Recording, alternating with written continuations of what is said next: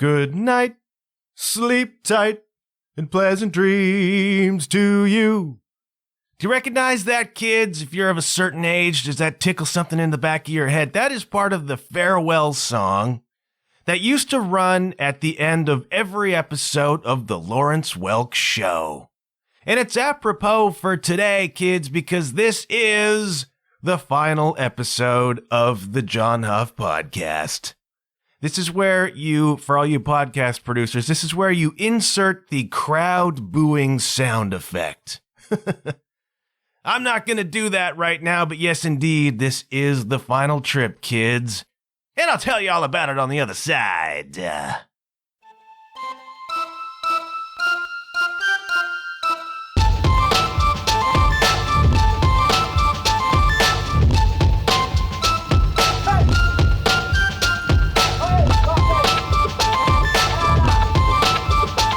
Hello, you're listening to the John Huff Podcast.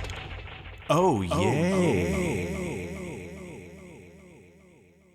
I still watch, whenever I can, I still watch at least a few minutes of the Lawrence Welk Show when I see it on TV. Now, this still runs on Saturday nights, and this tells you how much of a full social life I'm living. That every Saturday night, mostly, I still find myself sitting in front of the TV, flipping and watching with sort of horrified fascination the Lawrence Welk Show.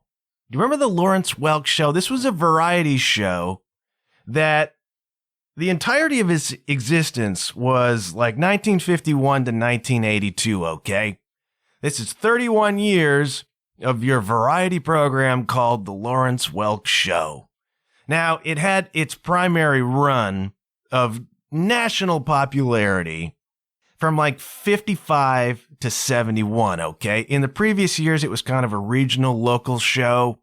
Got picked up and was fully national. It was like a massive, huge hit, you know, the Lawrence Welk Show, the 55 to 71. Now, it got canceled in 71, okay?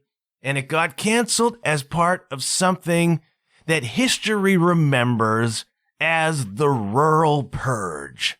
Do you know about the Rural Purge? Here's the nutshell version of it, okay? This is not exactly a superficial history. It's like whatever is even less than superficial. It's a TikTok history. Oh, Rural Purge, all right? Television in America, 50s and 60s, seemed to have been largely dominated by rural and kind of variety-themed programs, okay?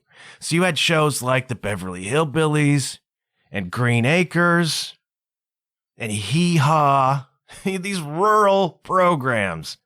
Andy Griffith's Show, these sort of either shows about kind of country hicks going to the big city, this fish out of water stuff, you know, with their kind of old school, charming folk wisdom kind of stuff. Or these programs that were just set on farms. For whatever reason, the television viewing audiences of the 50s and 60s maybe weren't all that discerning because television was fairly new at that point, right? It's like, we'll take what you give us. Weren't a lot of channels. But the programming, especially in the 50s, was dominated, it seems, by these rural kinds of tales and a lot of variety shows, all right? Of which Lawrence Welk was one. If you watch the Lawrence Welk Show, it is a fascinating thing to look at. And I have kind of a soft spot for the 70s right now. I'm having some nostalgia for the 70s. I don't even really know why. But this, you know, brings back a lot to me because when I was a kid in the 70s and the early 80s, little boy, we would go to my grandma's place on a lot of Saturdays, Saturday evenings, and I would sit down in front of the TV and the Lawrence Welk Show would be on. And I would be irritated by that because I would be waiting for the Dukes of Hazzard or the Incredible Hulk or whatever it was that came on after that. Maybe the Sha-Na-Na. Remember the Sha-Na-Na? Is this warming a lot of cockles for people out there who are my age? So I would catch the end of the Lawrence Welk Show, which was horrifying even to me as a boy in the 70s in reruns, you know? At a certain point in time, the whoever runs this stuff in the States declared the half hour or so from 7:30 to 8 o'clock had to be returned to regional affiliates for programming, okay? That's why a lot of game shows and stuff begin to appear in syndication in the 7:30 time slot. I think Lawrence Welk, after he was canned in 71 in the rural Purge, that show began to appear in syndication in like the 7:30 time slot, which is why little kids like me saw it before the real programming came on at 8 o'clock in like the national programming window, okay? So I would be watching Lawrence Welk and annoyed because it's horrendous, especially if you're like 6 years old. But do yourself a favor, if you're home on a Saturday night, I think PBS still runs the Lawrence Welk Show over like 7 or 7:30. Just sit down and watch in horrified fascination at these haircuts and these shiny teeth and these variety numbers that people come out and sing. It is really, really incredible. It's amazing. And I watch and I'm just like, what was going on, man? But I have this weird nostalgia for it too.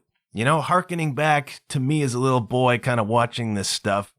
And what feels like more of an age of innocence. But that's the compelling thing, all right? I was catching reruns in the late 70s.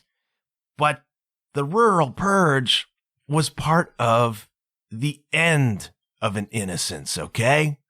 So what happens is you have all of these rural theme shows and variety shows running in the 50s and 60s, which for whatever reason seemed to appeal to the older generation of people who are watching television, a lot of them for the first time, okay?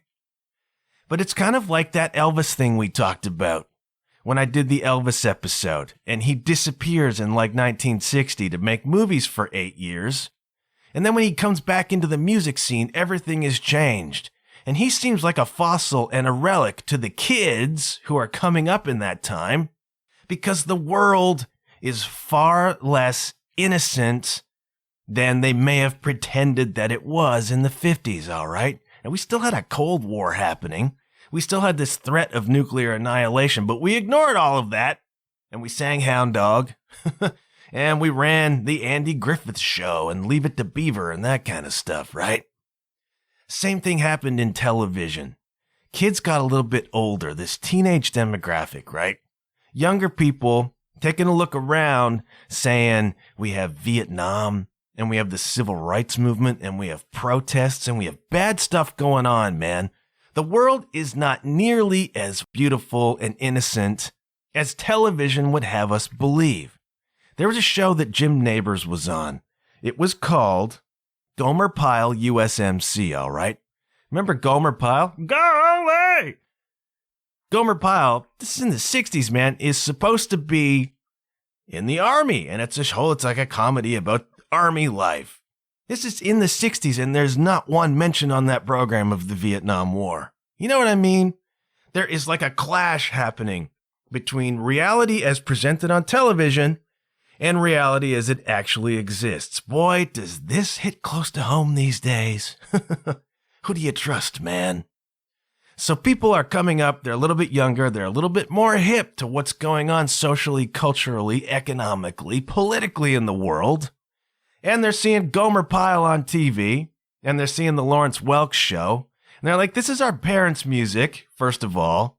And it ain't that cool, man. And what is with these haircuts? And they're seeing Andy of Mayberry, and they're seeing freaking Hee Haw. And they're like, what on earth?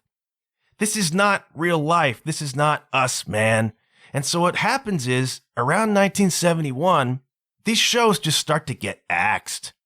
Network executives pick up on the notion that the new viewing audience that's coming into television at this point, the younger people, see this stuff as outdated and not remotely representative of real life. There's a Vietnam War on. There's hippies. There's the Altamont Free concert that we talked about, okay? Whatever's going on with Gomer Pyle and Lawrence Welk and Andy of Mayberry is not representative, and we're tuning out, man. And so network executives begin to axe all of these shows. All of your variety shows, all of your rural themed stuff, the Beverly Hillbillies, Green Acres, all this stuff. It's getting cut, man. And Lawrence Welk gets cut with them. And what begins to come into TV is far more socially relevant stuff, far more cutting edge stuff, like All in the Family comes, and the Mary Tyler Moore Show comes, and even shows like Carol Burnett that are far more edgy in terms of variety programs, you know? And a lot of this nostalgic, outdated stuff is just gone in what they call the rural purge. We are purging this rural programming, and we're purging any programming that seems to appeal to a generation that is no longer our target market. Don't you love target markets, kids? And it's all gone, and Lawrence Welk went too. Now, this happened before I was even born. It's rare anymore for me to talk about things that happened before I was even born. I'm getting to be that age. This happened then, but I can remember many a Saturday night sitting on the floor at my grandma's place, waiting for the Dukes of Hazzard. I don't even like the Dukes of Hazzard, but it's what was coming on, because there were like 5 channels or whatever. You didn't have a lot of choice, man. There certainly wasn't any Netflix to go looking at. Waiting for whatever was coming on and watching the end of the Lawrence Welk Show. And now I watch it and I have this nostalgia and I have this warm feeling inside. And it is really fascinating to look at that this was TV. And you gotta wonder if in 40 or 50 years, the cyborgs that now run this planet will be looking at their own entertainment and look back wistfully upon whatever's on Netflix right now and think how quaint and moronic maybe some of that stuff was. Maybe the reality shows. Maybe they'll look at the reality shows and think that. A funny thing happened. All right, the rural purge comes along. They flush out all of this rural content and these variety shows and whatever that are very, very tame, not threatening, appealing to the older crowd, you know. And then a bunch of conservatives get up and they're like, television today is not okay, man. We need a throwback to the more innocent times. And I think Nixon was part of this. It's like this backlash to the rural purge kind of thing. So like, we want innocent, wholesome programming. All right. And so I think it's like CBS. They're like, okay, the politicians are mad. The conservatives are mad because we got Archie Bunker and stuff for young people. So we're going to bring out a new program to kind of appeal to those people. And the program that they brought out was called the Waltons, all right? And they thought that the Waltons would be a bust. And they put it in a weird time slot, and they did not really give it the kind of lead-in support that it might need to be a hit. And they thought it could run for a season and then go away, and they could turn to Nixon and the conservatives and shrug, use that shrug emoji, and say, we tried, man, it ain't working. Funny thing happened, the Waltons becomes a massive success. A hugely popular program. And then what follows is like Little House on the Prairie. There's like a resurgence of this kind of a wholesome programming. So I don't know what to tell you, man, because a lot of this coincides with the punk movement that we talked about. And so I guess we've always been divided. But I still smile when I hear those closing notes of the Lawrence Welk Show. And if you go watch some of the performances and some of the acts, it's just mind-boggling. You look at it and go, what? When was this? And why? Why was this popular? What was wrong with these people? But then I don't know, man. There's something about it that's so kitschy and awful that it's kind of great at the same time. You ever encounter programming that's kitschy and awful and great at the same time? It's very, very weird. I probably like a lot of bands like that without even really realizing or acknowledging it, you know?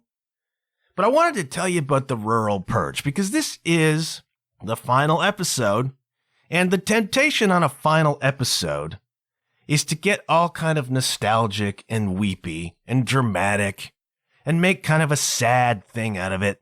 And I want to make a sad thing out of it, okay?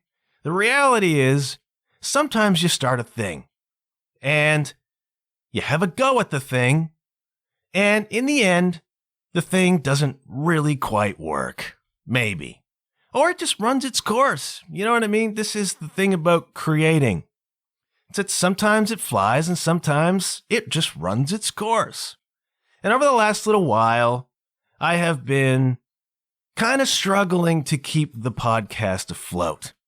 And I've been around long enough to know, and I've had enough projects to know, that when you begin to struggle to keep something afloat, the writing is kind of on the wall, okay? Now, you've got some choices at that point in time. You can pivot, all right? You can try to alter the way you do things or alter what it is with the hope that that will spark some new energy in it. And I've tried to do that, all right? I've done superficial histories. I've done different types of episodes. I dabbled a little bit in having guests on again. But, you know, at a certain point, you take a look at it and you realize you're just striving. Now, working hard is great. Working hard, supported by enthusiasm and passion, that's how stuff gets done, man. That's the golden ticket, all right? But striving in what feels like a struggle begins to tell you that maybe, you know, the thing has run its course. And that's kind of what it's felt like. That's not a bad thing, all right? It is not a bad thing to lower the curtain on a project, you know? Every TV show that starts ends. Every band that starts ends, except the Rolling Stones somehow. It's like things begin, things end, all right? You give what you can to them, and you hope for the best, and you learn from them. But what happens when something ends, if you approach it with the right perspective, okay, is that there's an energy happening that you're investing in a thing, all right? And when it becomes apparent that the thing is done, that's okay. This helps you focus your energy towards where it wants to go, right? You can divide yourself, okay? You can divide your energy, and you can be pinging it into this and that and this and that and this and that. And some people function really, really well that way. We all know these multitaskers who have a finger in every pie, and they just do a lot of different things, and they succeed that way. And that's just their personality, man. That is just the way they operate. Some people have this ability to shred their focus, but make it all work. And it's just how it works for them. And the world needs those people, okay? The world needs CEOs.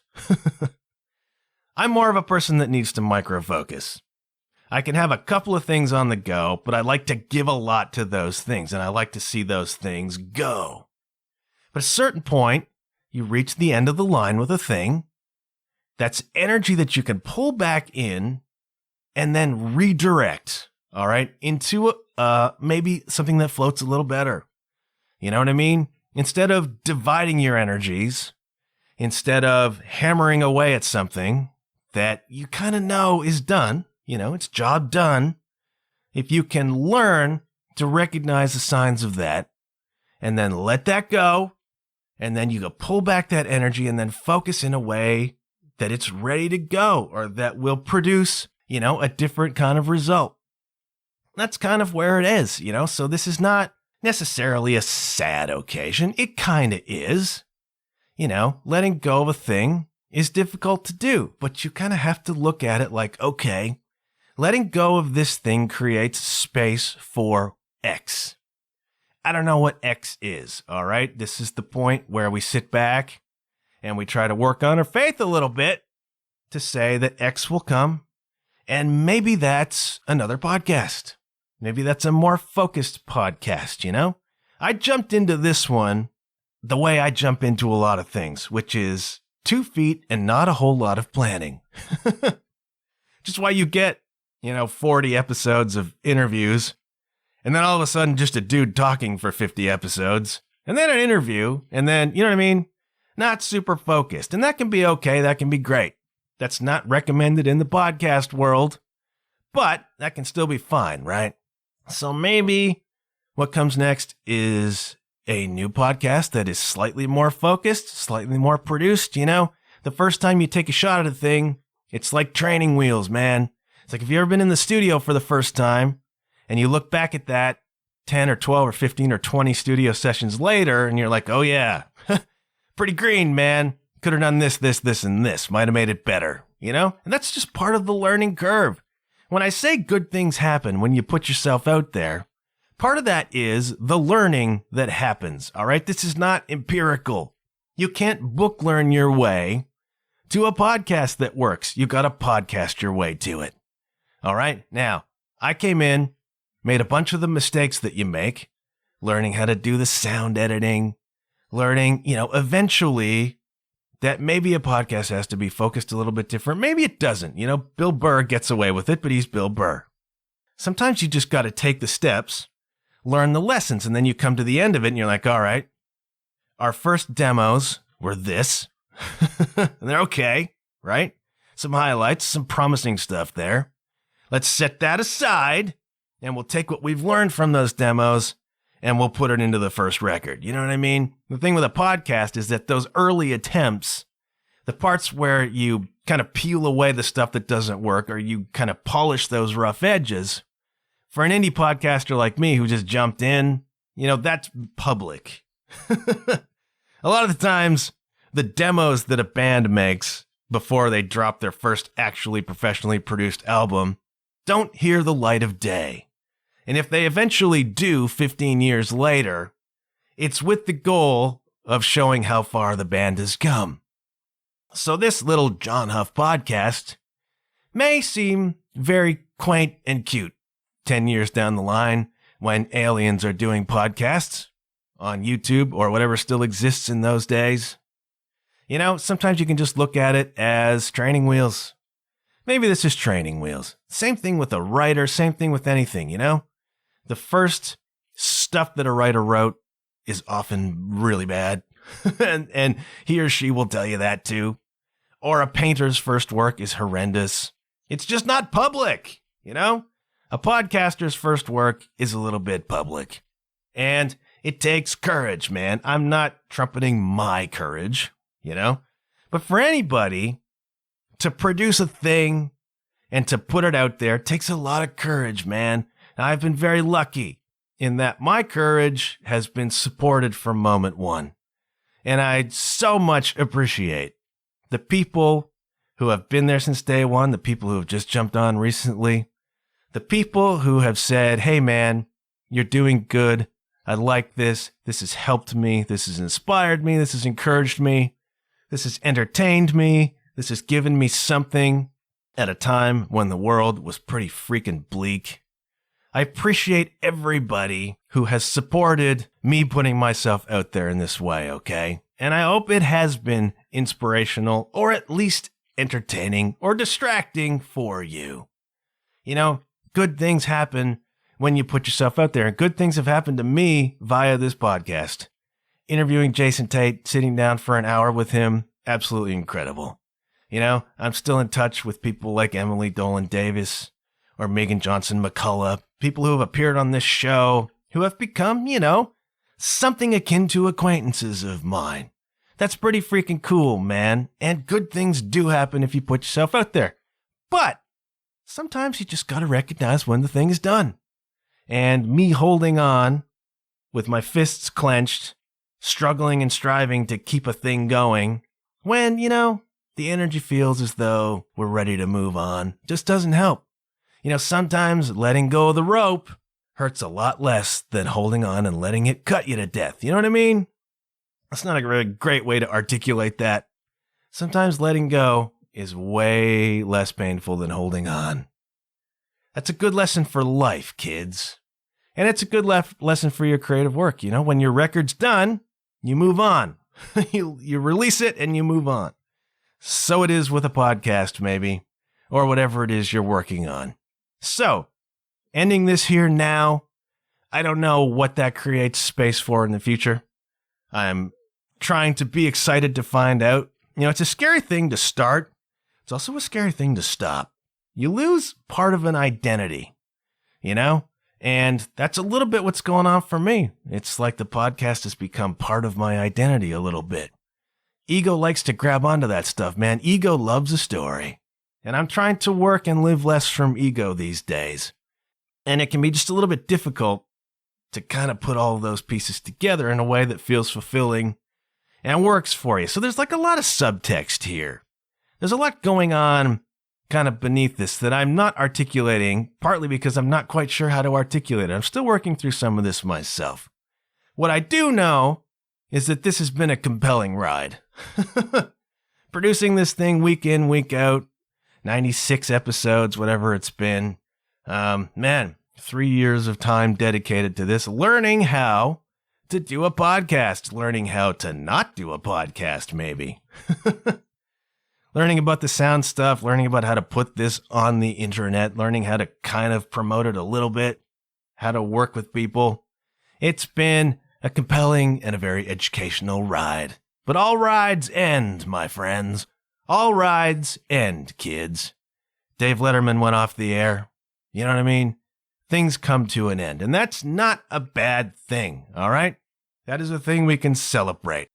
So we've had for the past 3 years or so the John Huff Podcast.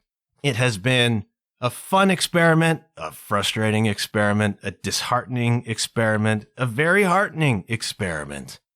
And that's what you got to do, man. You cannot sit on the sidelines and theorize about doing a thing. All you can do is get into the game and do the thing and see what happens. You know, you may uncork the most fulfilling and successful and heartening and satisfying thing you've ever done in your life. Instead of sitting on the sidelines wondering about it, you get into the game, you give it a shot, and if that thing pops and if that thing blossoms, it changes your life forever. And if it doesn't, and if you decide, hey man, this isn't for me, that can be life-changing too, because you take that off your list, you release that energy, and you narrow your focus just a little bit more, man, until eventually you land on that spot. You land on that thing that works for you, that is an expression of you, that takes your gifts, your talents, your interests, your enthusiasms, turns them all up into a thing that becomes maybe your life's work. But you cannot uncover that by theorizing. You must be in the game. You must play. You might want to be a professional working drummer. Sitting in your basement thinking about that is not going to make it happen, man. Getting out and playing is going to make that happen. And you may find that the connections come instantly and blossom you to places you never dreamed you would go. Or you may get out there and be like, you know what?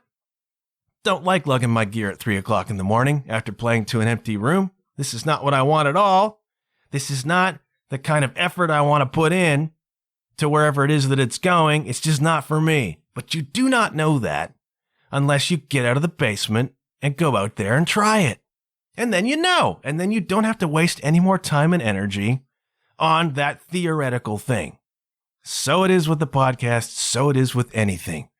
Get out in the game. Give it a shot. You know, give it an honest to goodness shot. Feel like I've done that. And, you know, you reach a point where it's like, okay, not quite working for me. There's things I could do differently, you know, like the ways I can pivot, or you can quit, or you can start a new thing, you know, but you gotta get in the game.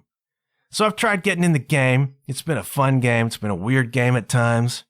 And we've done well, kids. We've done well getting to 96 episodes. Not a lot of podcasts get there. I don't even think Star Trek had that many episodes, did it? And it's iconic, man. So it's okay. We talked about a lot of great music. We talked about the domino theory. We talked about Bruce Springsteen and the Berlin Wall. We talked about Altamont. We talked about punks and the Cars. We talked some history. We talked some culture. We had a good time, right? We learned some things. Hopefully I presented factual information. This is the part where I say I'm going to shut up, shutting up. I took that, incidentally, from Looney Tunes. There's like a Yosemite Sam yelling at Bugs Bunny. That will be familiar to a lot of you, at least until they censored all of the Looney Tunes cartoons. And now you'd be watching, and there'll be something happening, and then all of a sudden, Daffy Duck's beak will be off. They're like, wait a minute, they just cut 38 seconds of that cartoon. Like, what happened? I don't know, man. Don't get me started on the PC stuff. So, Yosemite Sam and Bugs Bunny are arguing, and Yosemite Sam tells him to shut up, and Bugs Bunny goes into this like, oh, you tell me to shut up? My daddy would tell me, you know what I mean? Go on with this thing, and Yosemite Sam yells, shut up, shutting up. Stop talking about shutting up and just shut up. So at the end of every episode, I say I'm going to shut up, shutting up, and I am, kids. I'm going to say farewell. I'm going to say thank you again so much for supporting this show, for sharing the episodes, for just writing to me and saying, well done. We're listening. It's great. I very much appreciate that. I've always appreciated that. What's kept this show going is people like you who have listened and commented and supported along the way. It's been really, really great, man. If you're thinking about doing it, go and do it. Just give it a shot, all right? Podcast, music, art, whatever it is. You cannot figure it out sitting on the sidelines. Get in the game. Give it a shot. And if it doesn't work out, then you know, all right? I've been thinking about a podcast for 10 years. I finally got in the game. We gave it a shot, all right? It's been cool. So do that. My final wisdom, my final advice to you, get in the freaking game. Because why? Because good things happen when you put yourself out there, kids, and they really do, all right? What is there left to say? But I'll check you later. Yeah.